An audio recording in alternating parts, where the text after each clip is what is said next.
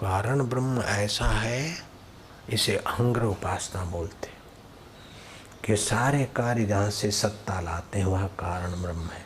सारे गहने जिस सोने से बनते हैं वो शुद्ध सोना है।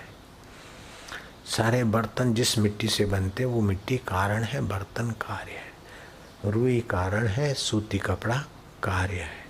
ऐसे ही कारण ब्रह्म में विश्रांति पाया हुआ व्यक्ति साकार भगवान का दर्शन कर सकता है, निराकार भगवान का ज्ञान पा सकता है, सिद्धियां चाहे तो सिद्धियां पा सकता है, और सत प्रेरणा चाहे तो बिल्कुल सत प्रेरणा पा सकता है, बिल्कुल। और भगवान से बातचीत करना चाहे तो परमेश्वर से बातचीत भी कर सकता है। उसमें संदेह न लाए कि ऐसा हो सकता है, क्या होता है। परमहंस योगानंद घर में थे, मुचकुंद नाम था उनका।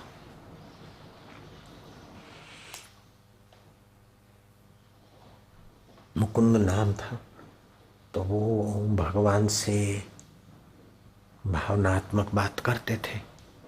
फिर हुआ कि क्या पता ही भगवान उत्तर देते हैं कि मेरा मन ही उत्तर देता है।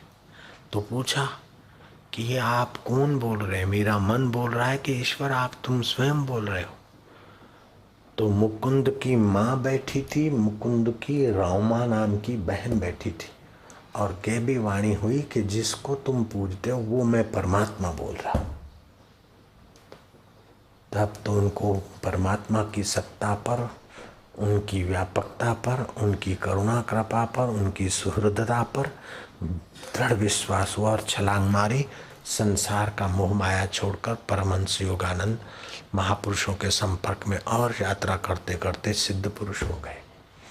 हाली पांव को गोरखनाथ ने कहा जो मन में आया वो मत करना। वो लग गया। गुरु ने देखा ये तो आज्ञाकारी शिष्य है, उसको ले गए गिरनार की गुफा में और साधना बताई, और साधना में लग गए तो बड़े सिद्ध पुरुष हो गए।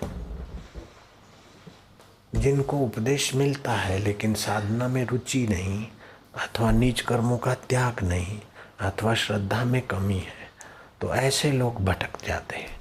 जो महापुरुषों में दृढ़ श्रद्धा रखते हैं, नीच कर्मों का त्याग करने में हिम्मत रखते हैं, और ईश्वर को पाने की ललक जगाते हैं, और ईश्वर को पाने वालों का संपर्क करते हैं, वे लोग इसी जीवन में ईश्वर प्राप्ति करने में सफल हो जाते हैं। जिनके जीवन में बहुत धक्के खाने हैं, बहुत माताओं के गर्भों में भटकना है, उनको संसार में ही रस लगता है, उनके ऊपर वासना का दबाव होता है।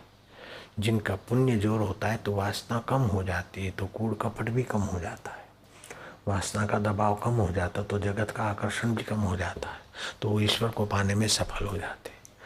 जब ईश्वर कारण रूप में इस ईश्वर तत्व का अनुभव हो गया तो संसार तो उनके लिए तुच्छ चीज है, पाले हुए कुत्ते की नहीं। तो दोनों हाथ में लड्डू।